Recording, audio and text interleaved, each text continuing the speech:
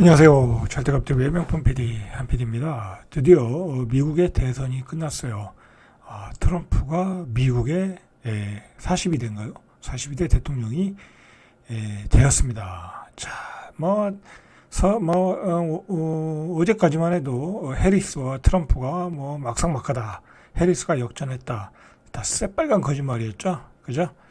제가 이번에 미 대선을 보면서 느낀 게 이 언론은 믿을 게 못 되는구나. 그죠? 언론은 믿을 게 못 된다. 언론은 자기들 하고 싶은 대로 가공해서 나온다. 그게 이제 언론 마사지라는 거죠. 마사지. 그죠? 이것도 그렇고, 우리가 요번에 그 우크라이나 전쟁 때에도 북한에서 그 우크라이나 전쟁에 파병했을 때도 얼마나 많은 가짜뉴스가 나왔어요. 그죠? 북한군이 사상했다, 교전했다, 북한군이 포로로 잡혔다. 그죠? 그러니까, 우리가 언론에서 나오는 것은 반은 거짓말이다. 그죠? 반은 거짓말이다. 그런 시각으로 봐야 될 것 같아요. 그죠? 자기들 하고 싶은 대로 얘기하고, 자기들 주장하는 대로 얘기하고, 그죠? 믿으면 안 된다. 그죠? 믿으면 안 된다. 첫 번째, 그것을 느꼈고요. 여러분들, 그러니까 모든 뉴스들을 그렇게 받아들여야 돼요. 그죠? 우리 부동산에 관한 정보도, 재테크에 관한 정보도, 모든 뉴스를 마사지 해가지고 나온다. 그죠? 참 뼈저리게 느낀 것 같아요. 미국의 대선이라는 것은 전 세계의 빅 이벤트인데 정말 왜곡할 수 없는 이야기인데도 이게 사실 상대가 안 되는 게임이었어요. 그죠? 여러 가지 정황을 보면 그 선거 이미 전에 한두 달 전에도 이미 미국에 거주하고 있는 분들의 거주하면서 선거 캠프에 참여했던 경력이 있는 사람들이 나와서 한 인터뷰들을 보세요. 다 트럼프였어요. 다 트럼프. 그죠? 다 트럼프였다. 트럼프가 한 번도 뒤지지 않았다. 다 그렇게 나왔고, 거의 트럼프가 대세다 그런 얘기를 했는데, 그런 거는 뉴스가 보도되지 않고, 그죠? 일방적으로 미국의 메이저 신문들이 발표하는 뉴스만 마사지해서 나온 거라는 거죠. 그리고 어느 유튜브를 보니까 미국의 현지 취재자가 이제 미국의 현지 예를 들어 이제 트럼프 우세 지역 또는 그런 지역 또는 러스트벨트에서 그러니까 취재한 걸 보니까 왜 트럼프를 찍느냐 했더니 이 이야기를 많이 했어요. 마약. 그죠? 마약 때문에 마약이 너무 보편화되고 막 널리 퍼지고 그래서 아이들을 키우는데 걱정이 된다. 우리 아이들이 마약을 복용할까봐 걱정이 된다. 학부모들이 그런 걱정을 하고 있다는 거예요. 그죠? 그러니까 우리나라도 지금 마찬가지잖아요. 마약이 굉장히 보편화돼가지고 막 젊은 남녀들이 막 마약을 하고 거리로 쏟아져 나오고 막 그러잖아요. 미국은 엄청나게 지금 심각하잖아요. 마약 중독 사태가 저기 어디야 샌프란시스코 그런 데는 완전히 좀비 거리가 됐고 그러잖아요. 근데 이 바이든 정부 때 우리가 대표적으로 이야기를 한다면 핵심 키워드를 뽑으라고 하면 마약 중독자들이 거리로 쏟아져 나온 거. 그리고 그들이 강도 탈취, 폭동, 그런 거 했잖아요. 그래서 가게들이 다 문 닫고 도망가고, 그죠? 폐점하고 그랬잖아요. 두 번째로 인플레. 밥값이 2만원, 4만원, 그죠? 엄청나게 뛴 인플레. 그죠? 그리고, 이 연준을 통해서 엄청난 이 달러를 풀었어요. 그죠?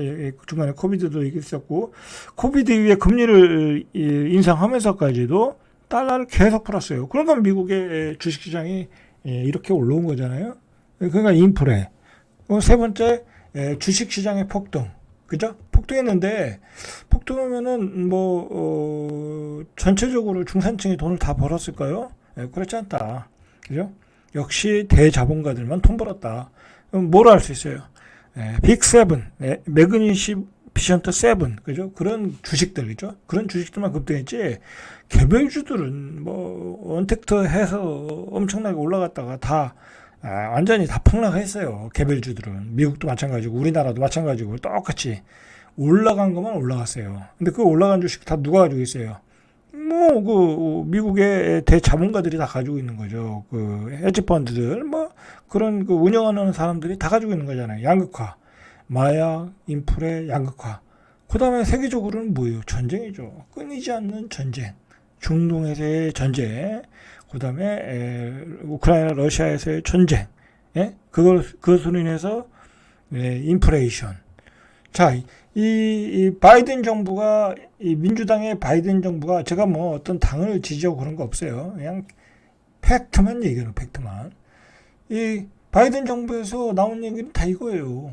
그러니까 표를 얻을 수가 없는 거야. 그러면서 미국에 무슨 문제가 났어요? 재정 적자가 엄청나게 나왔잖아요. 그러니까 그 재정 적자를 메꾸려고 달러를 풀었어. 달러를 푸니까 인플레가 일어났어. 그 다음에 주식시장의 양극화. 그죠? 이렇게 일어난 거예요. 그죠?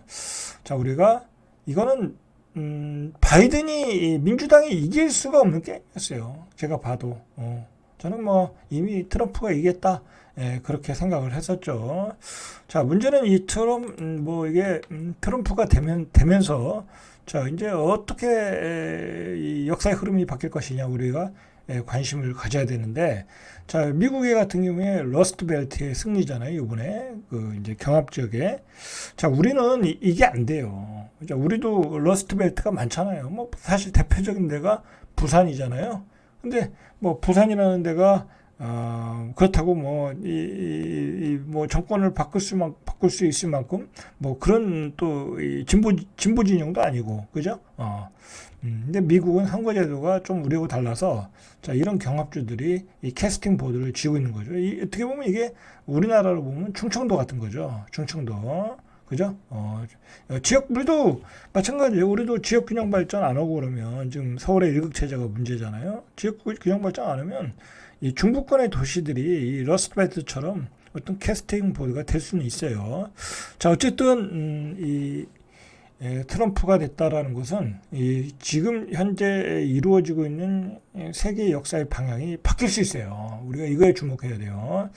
일단 이게 신냉전으로 들어갔잖아요. 이 바이든 정부 시대에. 그리고 중동에서도 이스라엘과 시오니즘과 또 이란을 대표하는 그 아랍계와의 대결, 뭐 그런 방향이었잖아요. 그 다음에 이제 우크라이나 전쟁. 자, 이런 것들이 이제 바뀔 가능성이 많아요. 그죠? 뭐 이제 트럼프가 뭐 우크라이나에 뭐 그렇게 뭐 무기를 지원해 주겠어요? 쉽지 않겠죠. 지금 트럼프가 우크라이나에게 주장하는 것은 뭐냐면 양보하라는 거잖아요. 양보해서 종전해라. 그죠? 그러니까 뭐 트럼프는 현실적인 사람이잖아요. 그러니까 아마 최선의 안은 그거였죠.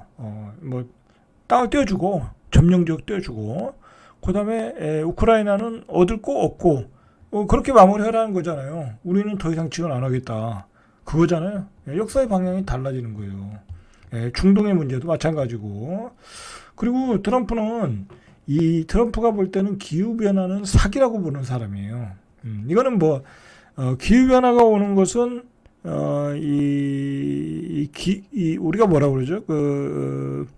이 온난화, 이 화석 연료 때문에 기후 변화가 온다라고 우리가 일반적으로 생각하는데, 그 뭐라 그러죠?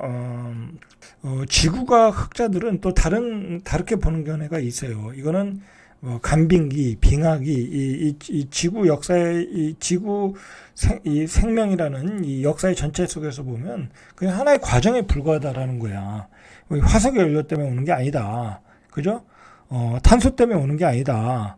그죠? 그렇게 보고 있는 거예요.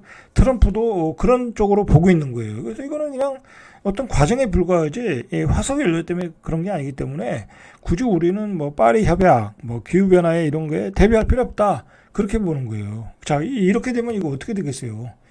기후 변화 때문에 우리가 신재생 에너지를 쓰고 그러는데 뭐 그런 거 필요 없다. 그렇게 가는 거겠죠. 그럼 우리 경제가 지금 초점을 맞춘 게 신재생 에너지잖아요. 그죠? 2차 전지, 그 다음에 뭐 태양광, 뭐 그런 거잖아요. 이제 그런 쪽에서 우리가 굉장히 타격을 볼 수가 있죠. 그죠? 우리가 바이든 정부 들어서 신재생 에너지를 더 이렇게 초점을 맞춰서 정책을 폈던 정부니까 우리도 그걸 맞춰가지고 설비를 늘리고 그리고 뭐 투자도 했고 그런데 그런 것들이 이제 주춤해 줄 수가 있는 거죠. 바로 주식시장에서는 그게 바로 나타났어요. 오늘 2차 전지 주식들이 폭락을 했어요. 당분간은 그쪽 주식도 힘들겠죠. 그죠? 근데 2차 전지도 문제예요. 나중에 말씀드리겠지만, 주식이 지금 뭐 한 4분의 한 3분의 2 토막 정도 났잖아요. 근데 여기서 또 떨어지면, 이젠 뭐 그냥 끝나는 거예요. 그죠? 큰일 났어요. 2차 전지는. 트럼프의 승리로. 왜냐면 그 사람은 기후변화를 인정 안 하는 사람이니까. 자, 또 두 번째로, 또 타격을 받는 나라는 중국이죠. 중국. 바로 중국은 주식시장에 바로 나타났어요. 홍콩 항생이 2.23%. 자, 왜 그러냐면 중국의 관세를 60% 부과하겠다는 거예요. 지금 트럼프 하면 보호무역이거든요. 관세를 60% 부과하겠다. 자, 우리나라 같은 나라에는 일반적으로 우리 이제 전반적으로 뭐 이제 EU라든지 우리나라 포함해서는 한 10% 정도 더 관세를 매기겠다. 왜냐하면 자국을 보호하기 위해서 바로 나타났어요. 바로 나타났어요. 중국도 이렇게 폭락 장세가 나타났다. 반면에 이 트럼프로 인해서 환호하는 쪽은 비트코인, 그죠? 이 코인을 왜 비트코인을 이 사람은 좋아하는지 모르겠지만 이 비트코인이 신고가를 찍었어요. 7만 5천 달러를 돌파하며 최고가를 기록했다. 자, 여러분 이런 뭐랄까요, 이 변화기에 어떤 것들이 대장이 되나 여러분들 잘 보셔야 돼. 그래서 투자를 하실 분들은 그런 쪽으로 투자의 방향을 빨리 잡으시는 게 좋아요. 예를 들어 지금 신재생 에너지가 이 트럼프가 관심이 없는 분야인데 그쪽에 투자하면 망하는 거야. 그죠? 빨리 빠져나와야 되는 거죠. 그죠? 자, 중국에는 60% 관세, 우리에게도 보편적 관세. 자, 그럼 우리가 어떻게 되겠어요? 우리 수출에도 타격을 받겠죠. 그죠? 그래서 어느 정도 타격을 받나가 지금 나오고 있어요. 그죠?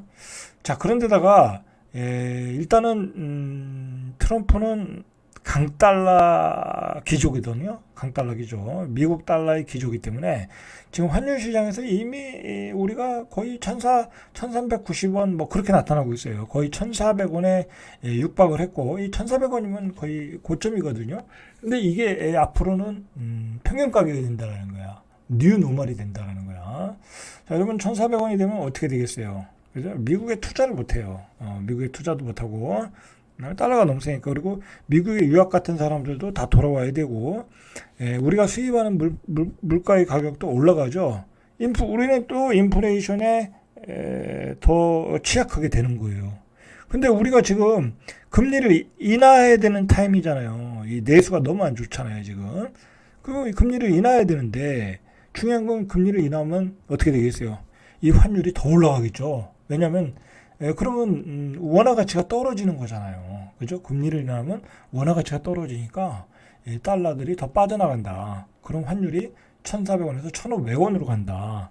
그럼 또 인플레이션이 된다. 그런 악순환이 오는 거예요. 그러니까 금리 인하도 못 하는 거예요, 지금. 그죠? 금리 인하를 해야 되는데. 근데 금리 인하를 안 하면 어떻게 되겠어요? 자영업자가 어렵죠. 그리고 기업들이 어렵죠. 그죠? 우리나라의 그 한계 기업이 얼마나 많고 어제 봤듯이 채권을 발행해서 빚을 돌려막고 하고 있는 기업이 70%래잖아. 근데 금리 인하를 해야 되거든. 자, 우리는 진퇴양난에 들어선 거예요. 수출은 뭐 400억 달러, 600억 달러, 600달러는 아니겠죠. 400, 뒤에서 보시죠. 자, 정확하게. 자, 그래서 금리 인하를 지연시킨다. 달러와 강세가 힘을 얻으면서 원달러 환율이 상승한다. 자, 이게 전반적인 분위기라는 거고. 자, 그래서 우리 수출도 보편 관세를 적용하면 국내 총생 GDP도 1.0 하락한다. 여러분, 우리가 지금 잘해야 2.0이잖아요. 그죠? 저성장으로 들어갔잖아요. 근데 여기서 우리 GDP가 1.0 하락할 전망이라는 거야. 이거 큰일 났죠. 완전히 역성장이 되는 거죠. 자, 여러분 이렇게 되면 어떻게 되겠어요? 부동산이 폭락하는 거죠. 그죠? 그리고 많은 일자리들이 사라지는 거예요. 지금 안 그래도 우리나라 그 기업들이 계속해서 구조조정하는 건 뭐예요? 이 포스트 트럼프 시대에 대비하고 있는 거예요. 이 강달러에 대비하고 금리에 대비하고 취약한 그 수출의 감소 뭐 이런 거에 대비하고 국경제의 세력 이런 거에 대비해서 우리들 기업들이 계속해서 구조조정을 하고 있는 거예요. 그럼 어떻게 되겠어요? 계속해서 구조조정을 더 하겠죠. 그죠? 그런 상황이에요. 이제 우리 일자리도 지키기 어려운 시대가 왔다. 자, 그러면 어떻게 되겠어요? 그동안 빚내서 집 산 사람들은 완전히 재앙이 되는 거예요. 그죠? 그동안 집 내서 빚 산 사람들, 빚이 많은 분들은 재앙이 되는 거예요. 그래서 제가 뭐라고 그랬어요? 빨리 빚을 갚아라. 부동산 팔아서 빨리 빚을 갚아라. 그죠? 있는 부동산 있으면, 부동산 여러 개 있으면 빨리 빚을 갚아라. 여러분들 지금 부동산 많이 가져봤자, 저도 뭐 집이 두 채고, 뭐 상가도 몇 개 있지만은, 맨날 죽겠어요. 그죠? 뭐 가격이 오르는 것도 아니고, 맨날 그 때가 되면 세금 내야 되잖아요. 그죠? 거기다가 뭐 이상한 세금들이 엄청나게 나와요. 뭐 부동산을 가지고 있다라는 것은. 그죠? 그러니까 지금 예를 들어 옛날에 다주택자가 된 사람들은 이제 죽을 맛이 되는 거야. 그죠? 예전에 갭 투자해가지고 집이 뭐 6채, 7채, 5채 된 분들은 죽을 맛이 되는 거예요, 여러분들. 그런 분들은 세금을 몇 천만 원 낼 거 아니야. 그죠? 뭐 최소 2, 3천 원 낼 거 아니에요. 그죠? 아니, 2, 3천 원 어디서 벌어서 내냐고. 뭐 다주택자가 돈을 잘 벌어서 다주택자가 아니에요. 갭 투자한 사람들이, 어떤 사람들이 일도 안 하는 사람들이 있어요. 뭐 강의만 하고. 근데 요즘 부동산 강의가 되나요? 안 되지? 그리고 어디 가서 한 3, 4천 버는데 그거 다 세금 내고 있어요. 근데 집값은 안 올라. 미치고 환장하는 거야, 지금. 그런데 앞으로 오르겠지 하는 희망이 있으면 되잖아요. 그런데 이 트럼프 시대는 안 그렇다. 우리나라 환율을 보고 우리가 수출이 강세로 갈 수 있는 상황이 아니야. 바이든 시대에는 신경제를 이끌어줬고, 그죠? 신경제의 물꼬를 트줬고, 그리고 신경제에 대한 어떤 많은 보조도 해줬고, 그리고 심지어는 반도체까지 보조해줬고, 그런데 이제 포스트 트럼프 시대에는 자국의 경제, 자국의 공장, 자국의 산업 위주로 가기 때문에, 그리고 국영제 위주로 가기 때문에 되질 않는 거야, 이제. 근데 우리 국영제는 이미 중국에 치였잖아요. 미국과 경쟁하는 게 아니잖아요, 우리 국영제가. 자, 이거 큰일 났어요, 이거. 이게 트럼프의 등장은 이 부동산 다주택자에게는 재앙이다. 저는 그렇게 봐요. 이런 분석하는 사람 없거든요. 이제 뭐 트럼프와 우리 뭐 수출 경쟁력 뭐 그런 것도 경제적으로 접근하는데 이 부동산 경기와 연관해서 보면 부동산 경기와 연관해서 본다는 건 뭐예요? 결국은 환율 문제, 금리 문제, 그죠?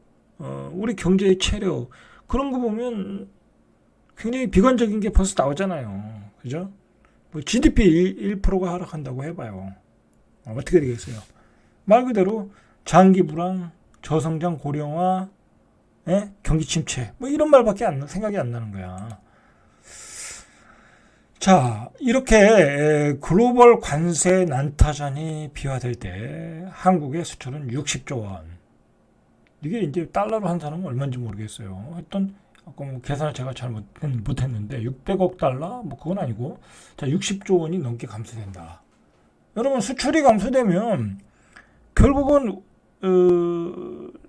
우리 경제가 다 타격을 받을 수밖에 없는 거잖아요. 사람을 자를 수밖에 없는 거잖아. 그죠? 세금이 안 거치잖아. 그죠? 그런데 옛날에는 이제 예전에 트럼프가 있을 때는 그때는 우리가 중국에다 팔아먹었잖아요. 그죠? 우리가 중국에다 엄청 팔아먹었어. 그러니까 버텼어. 그런데 지금은 중국에 팔아먹을 수가 없어. 왜? 중국도 수출이 이제 안 돼. 60% 관세 때리는데 수출이 되겠냐고. 우리가 중국에 파는 거는 원자재잖아요. 가공한 원자재잖아. 중국이 잘 나가야 우리가 중국에다 팔아먹죠. 그것도 안 되고. 그리고 중국 자체 생산력도 좋아졌고. 그죠? 자, 이런 문제가 아주 큰 고민덩어리가 생겼다. 그죠? 미국의 이제 헌신, 미국의 어떤 그 세계 무역을 주도하는 주도자에서 자국 위주의 정책으로 바뀌는 바람에 결국은 다 막는 세계화의 어떤 세계화의 그 추세를 다 확 바꿔가지고 자국 위주로 가니까 결국은 우리 같이 세계화의 수혜를 입은 나라는 아주 중국의 뭐랄까요, 오도 가도 못하는 상황이 되었다. 그렇게 보셔야 돼요. 이 수치적으로 60조 원이 감소된다. 이런 얘기가 나오기 시작하는 거예요. 자, 이제 직접 관세 부과로 대미 수출이 줄어들 거고 분명히 줄어들 수밖에 없죠. 관세가 이제 올라가고 관세 전쟁으로 무역의 타격을 받은 중국 등 제3국가도 수출이 감소한다는 거야. 그러니까 중국 옛날에는 미국이 막 달러를 풀어서 막 그 외국에서 싼 물건들을 사서 소비를 했는데 이제 그러지 않겠다라는 거잖아. 그래서 이 표현이 다층적 피해를 볼 수 있다라는 거예요.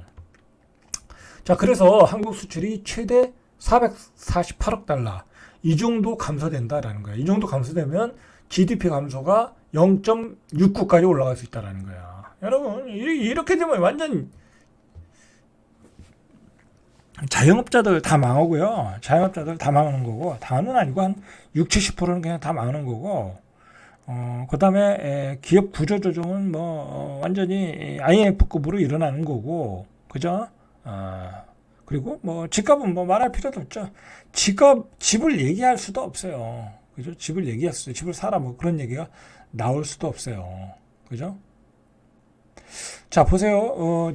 우리 2023년도에 대미 흑자가 444달러라는 거야.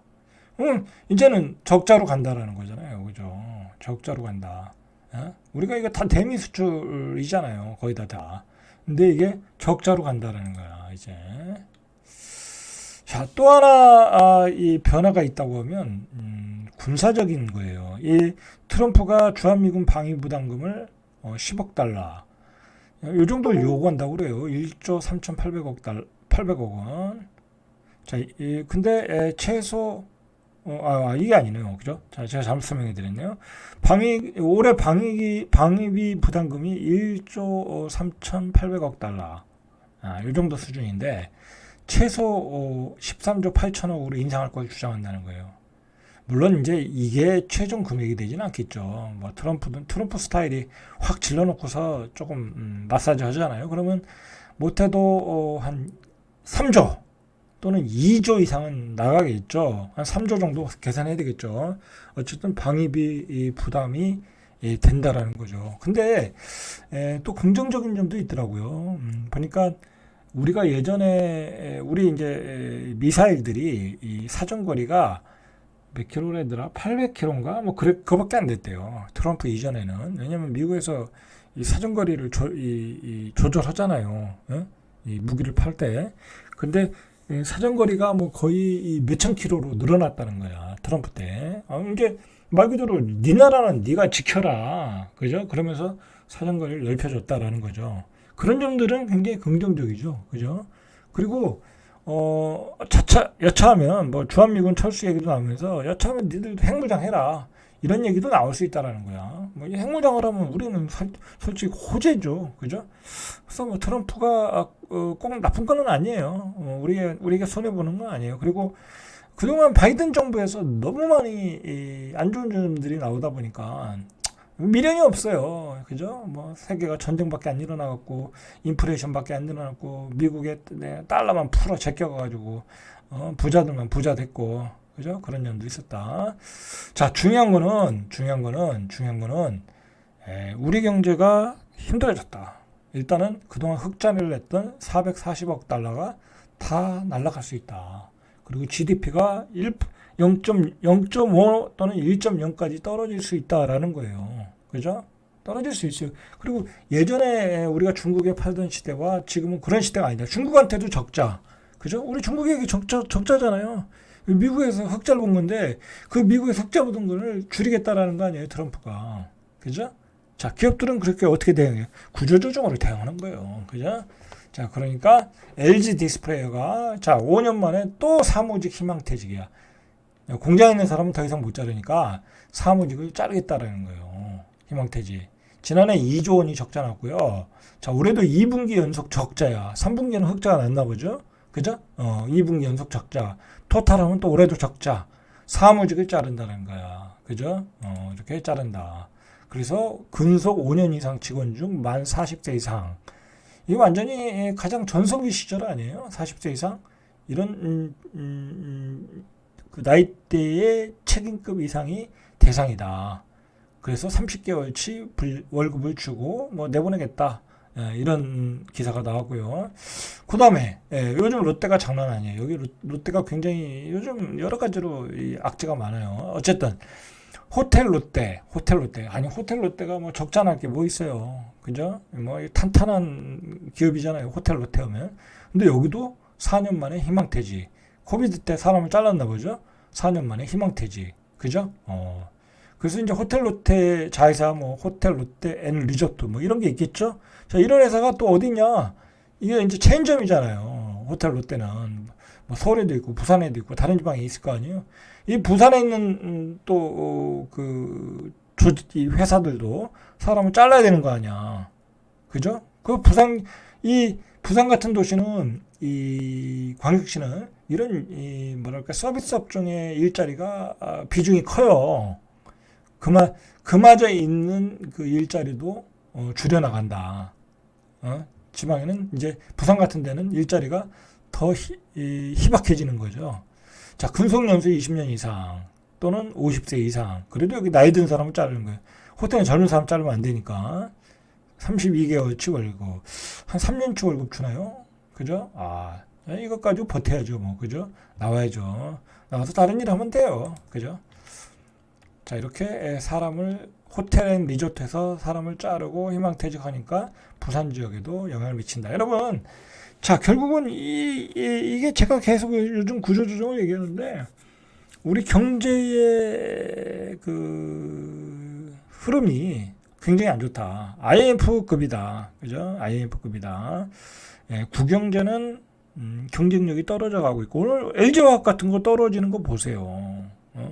안 그래도 수출이 안 되는데 요즘 단가가 안 맞아서 근데 미국 관세까지 오는데니까 오늘 폭락했어요. 장 조금만 했는데 오늘 뭐 7%까지 떨어지더라고요. 30만 원대도 붕괴됐었어요. 그죠? 구경제가 그러고 있어요. 그런데 우리 신경제 뭐 예를 들어서 뭐 2차전지 어떻게 됐어요? 완전히 폭락했잖아요. 트럼프에는 신경제가 안 맞아요. 또 어려워지겠죠? 우리가 잘 나갔던 게 뭐예요? 배터리잖아요. 그죠? 이제 그것도 힘들어졌어. 큰일 났어요. 자, 뭐 그러면 반도체밖에 없잖아요. 근데 반도체도 삼성전자 헤매고 있잖아요. 그죠? 남은 건 구조조정뿐이에요. 이제 기업들이 살아남으려면. 자, 절대값TV의 명품 PD, 한 PD였습니다.